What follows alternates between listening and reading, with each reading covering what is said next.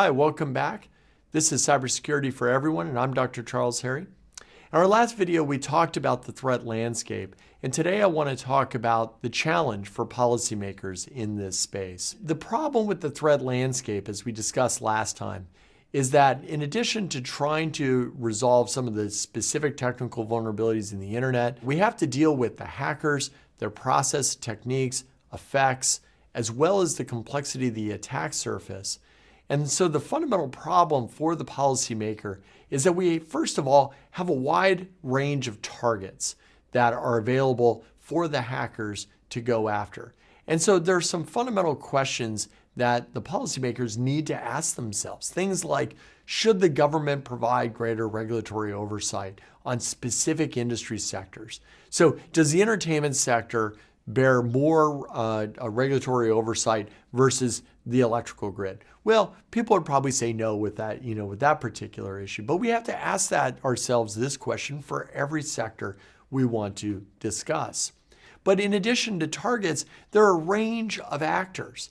We have hobbyists. We have what are called hacktivists, people that are hacking for some social or political agenda, as well as a variety of nation states and criminal syndicates that are potentially going after a variety of targets.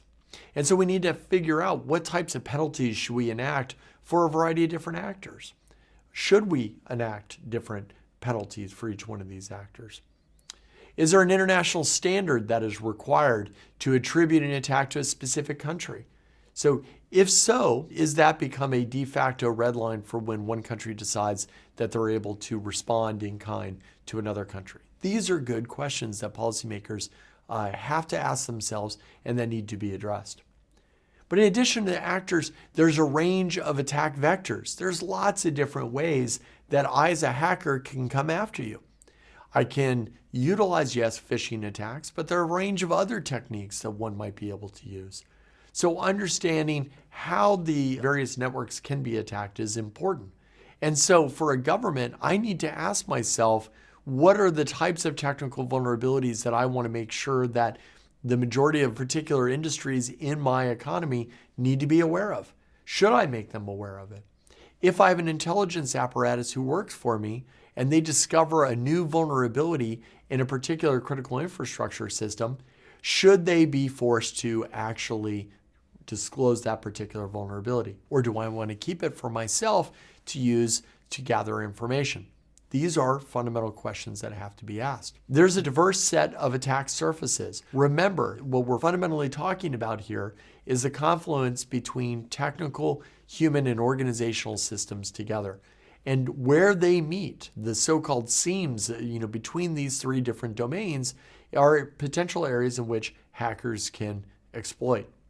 We also have to deal with a diverse set of attack surfaces, because remember, what we're talking about is the confluence between human, organizational, and human systems together. And in some cases, the government may want to require certain companies to have a greater level of insight into, let's say, who their vendors are.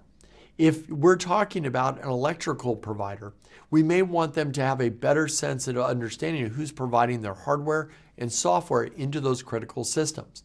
So governments need to figure out what the right level of interaction is for a variety of different operators in specific industries.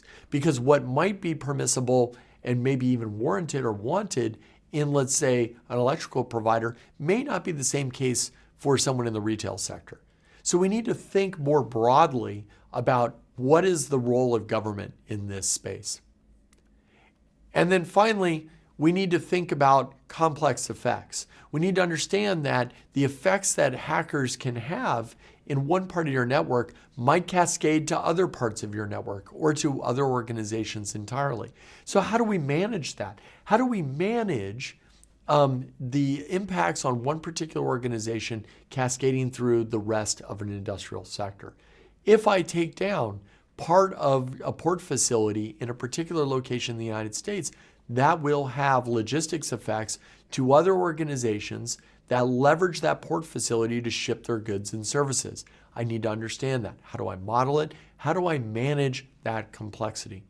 So the threat landscape challenge for the government and for policymakers, but also, frankly, for organizational leaders of all ilk, require us to understand that the range of actors, the range of targets, vectors of attack, the attack surfaces, and complex effects come together. And there are a range of questions we need to address. So now that we've talked about the fundamental challenge of the threat landscape, let's explore some examples. In our next video, we'll take a look at 4 specific examples that have occurred, and we'll talk about some of the nuances. See you next time.